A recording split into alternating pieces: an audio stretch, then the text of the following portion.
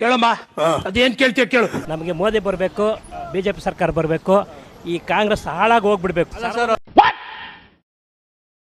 ಫ್ರೀಯಾಗಿ ಕೊಟ್ಟಿದ್ದು ಫ್ರೀ ಅವನ್ನ ನನ್ನ ಮಗನ ಮಾಡಕ್ ಕೇಳ್ದ ಅವನ್ನ ಏನಕ್ಕೆ ಬೇಕಣ್ಣ free? I have to see that person.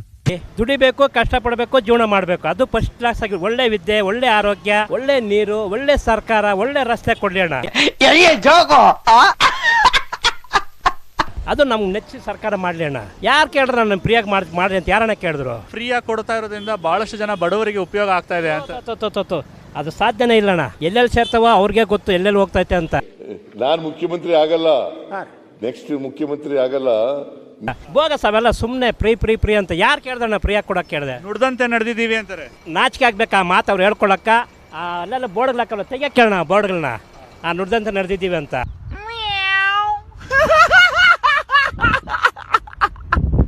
Modi ಅವರೇ ಎಲ್ಲ ಒಳ್ಳೇದು ಮಾಡಿರೋದು. ಕಾಂಗ್ರೆಸ್ ಅವರೆಲ್ಲ ಫ್ರೀ ಕೊಟ್ಟಿದ್ದಾರಲ್ಲ, ಅಂದ್ರೆ 2000 ಕೊಟ್ರೆ ಏನು ಯೂಸ್ ಇಲ್ವಲ್ಲ, ಎಲ್ಲ ಜಾಸ್ತಿನೇ ಆಗಿದೆ ರೈಟ್ ಎಲ್ಲ. ನನಗಂತೂ ಈ ಜೀವನವೇ ಬೇಸರವಾಗಿ ಹೋಗ್ಬಿಟ್ಟಿದೆ.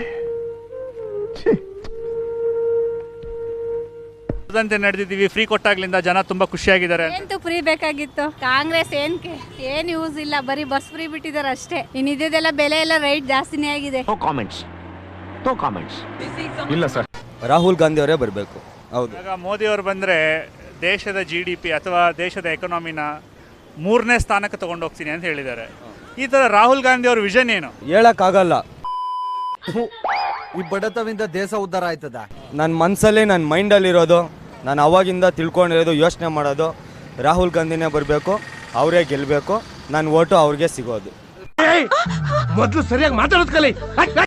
ಈಗ ಒಬ್ಬ ಪ್ರಧಾನಿ ದೇಶಕ್ಕೆ ನಾನು ಇದನ್ನ ಮಾಡ್ತೀನಿ ಅಂತ ಜನಗಳ ಮುಂದೆ ಹೇಳಿ ಬರ್ಬೇಕಲ್ಲ, ಆ ತರ ರಾಹುಲ್ ಗಾಂಧಿ ಅವ್ರು ಏನ್ ಹೇಳಿದ್ದಾರೆ ಇಲ್ಲಿವರೆಗೂ? ಎಲ್ಲ ಹೇಳ್ಕೊಂಡೇ ಬಂದಿದ್ದಾರೆ, ಆದ್ರೆ ನಾನು ನೋಡಿಲ್ಲ ಅಷ್ಟೇ. ನಿಮ್ಮ ಅಮ್ಮನ ಪಿಂಡ ಯಾವ ಬೋಳಿ ಮಗನಿಗೆ ಅರ್ಥವಾಗುತ್ತದೆ?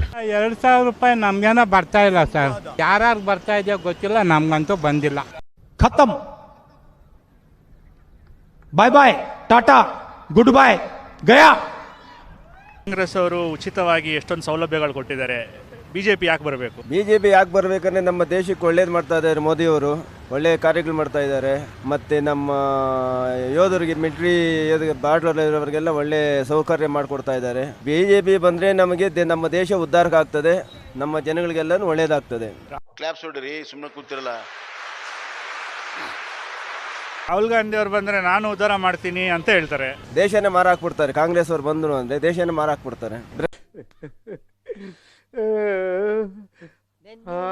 ಭ್ರಷ್ಟ ಸರ್ಕಾರ ಅಂತ ನನ್ನ ಮನಸ್ಸಿಗೆ, ಭ್ರಷ್ಟ ಸರ್ಕಾರ ಅಂತ ನಾನು ಭಾವಿಸ್ತೀನಿ.